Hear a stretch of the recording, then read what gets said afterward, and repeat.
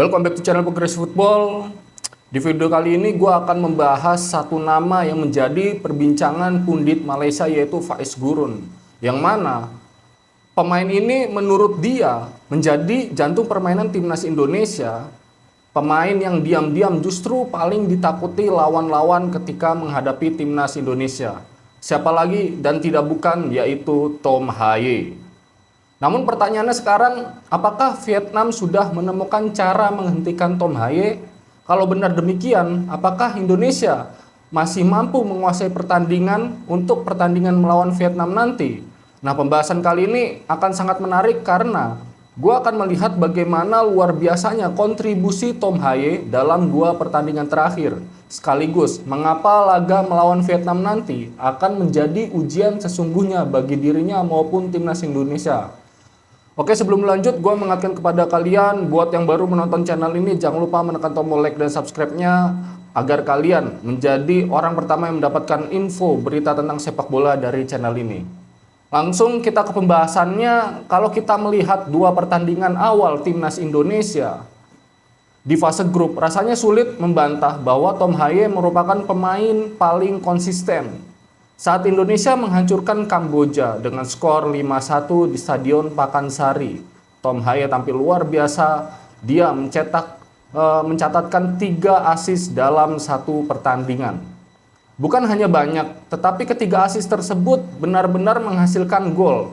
Ini bukan statistik yang biasa bagi seorang pemain, bahkan sangat jarang ada pemain Indonesia yang mampu membuat 3 assist dalam 1 pertandingan resmi Piala AFF. Yang lebih hebatnya lagi adalah saat menghadapi Timor Leste, Tom Hye kembali menjadi pembeda. Kali ini bukan hanya memberikan kreativitas, dia juga mencetak gol yang benar-benar spektakuler.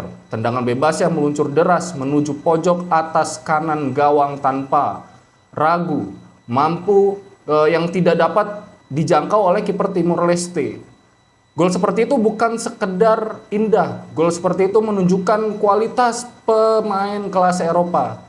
Teknik ketenangan, akurasi, semuanya berpadu sempurna. Namun kontribusinya ternyata tidak berhenti sampai di situ.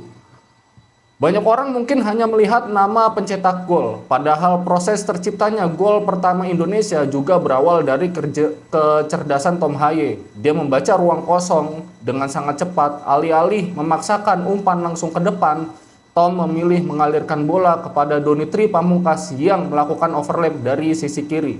Doni kemudian mengirim cutback ke depan gawang. Bola sempat diantisipasi bek Timor Leste tetapi berhasil disambar oleh Sen Patinama menjadi gol pembuka. Disinilah kualitas Tom Hye terlihat. Dia tidak selalu menciptakan assist, tetapi dia selalu menciptakan peluang. Visinya luar biasa, keputusan yang diambil hampir selalu benar. Dan disinilah alasan mengapa permainan Indonesia terasa jauh lebih hidup ketika Tom Hye berada di posisi idealnya sebagai gelandang sentral.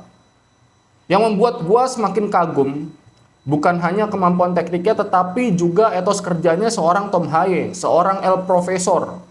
Dalam 2 pertandingan berturut-turut, Tom Hye bermain penuh selama 180 menit, tidak pernah diganti, tidak pernah mengurangi intensitas permainan. Padahal semua orang bisa melihat betapa besarnya tenaga yang ia keluarkan. Dia terus turun membantu pertahanan. Dia naik mengatur serangan, mengejar bola, membuka ruang, mengalihkan permainan, dan semuanya dilakukan hampir tanpa henti.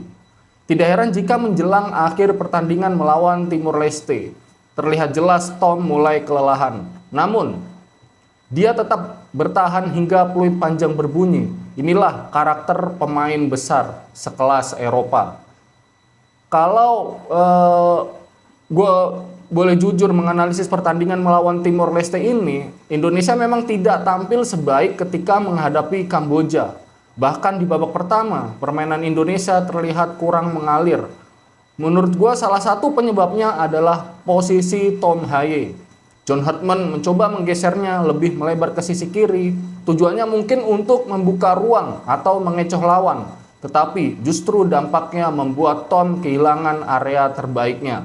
Tom Hye adalah pemain yang paling berbahaya ketika menguasai ruang di tengah lapangan. Di sanalah dia bisa mengatur tempo, mengubah arah permainan, melepaskan umpan terobosan, dan mengontrol ritme pertandingan.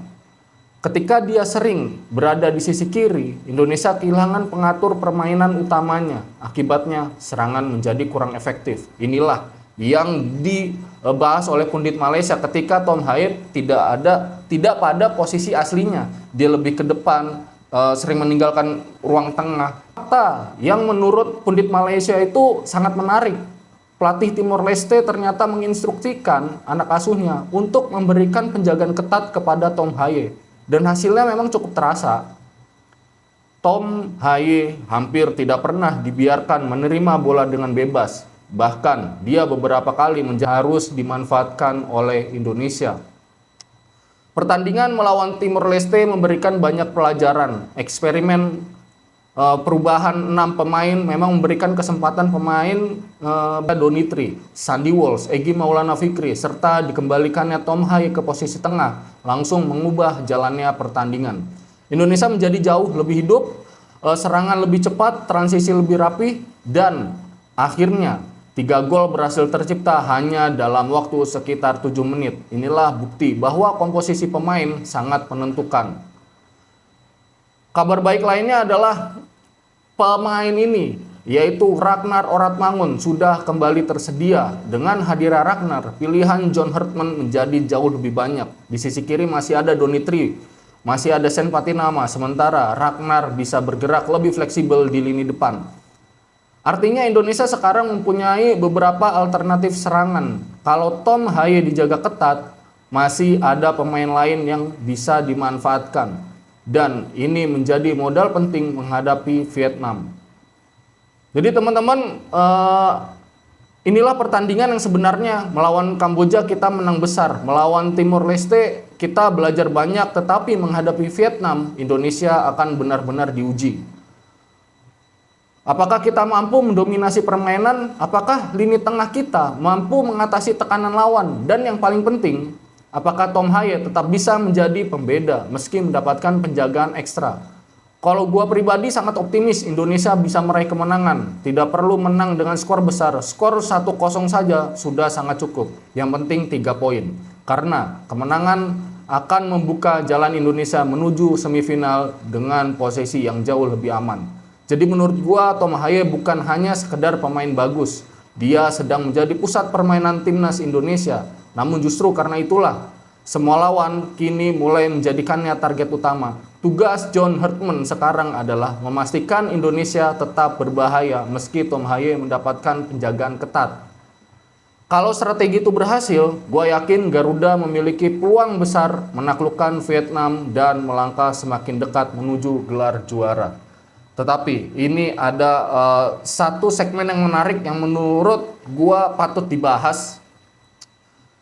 Ketika John Hartman melakukan perubahan 6 pemain agar memberikan kesempatan 6 pemain tersebut bermain di tim nasional Indonesia, tetapi ya bisa jadi pemain ini mendapatkan kesempatan tetapi tidak efektif untuk tim nasional Indonesia. Bagaimana Brian Fatari bermain, lalu di sisi kiri ada Tim Gepens, ada Rehan Hanan yang diberikan kesempatan. Membuat apa? Dari lini belakang, lini tengah, dan lini depan ini terasa tidak saling terhubung. Apa yang dilakukan John Hartman memang benar memberikan kesempatan pemain lain agar bisa tim pemain itu membuat kebanggaan. Tetapi di lini belakang Jordi Amat merasa keteteran ketika Brian Fatari, apalagi Jordi Amat sempat memarahi sang kiper yaitu Cahya Supriyadi, yang mana ketika bola dibuang oleh pemain Vietnam dan mendekati area kotak penalti, Cahya Supriyadi itu tidak maju, malah Jordi Amat yang sprint dari area permainan Vietnam hingga area permainan Indonesia. Padahal itu ada Cahya Supriyadi di belakang, sehingga Jordi Amat menegur, "Kenapa kamu tidak maju? Kenapa kamu tidak maju?" Padahal di situ posisi kamu lebih aman untuk save bola tersebut. Ini membuat sektor lini belakang komunikasinya agak berkurang. Ditambah Brian Fatari yang mana dia masih ragu-ragu untuk membackup Jordi Amat, masih ragu-ragu membaca bola karena ini karena match pertamanya, tetapi patut kita apresiasi bagaimana penampilan dari Brian Fatari. Lalu ada Rehan Hanan yang masih kebingungan, yang masih kaku. Ada Wahyu Prastio. Ini juga yang di RCB right center back yang begitu tidak leluasa bermain dengan sistem.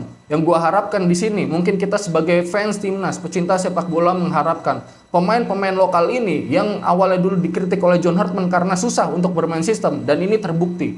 Kalau pemain lokal di pertandingan ini, maksudnya didikan lokal, rata-rata sulit untuk bermain sistem. Hanya Rizky Ridho dan Donitri Pamungkas saja yang mampu bermain sistem dengan John Hartman, yang mampu memahami taktiknya John Hartman itu seperti apa. Ternyata memang betul.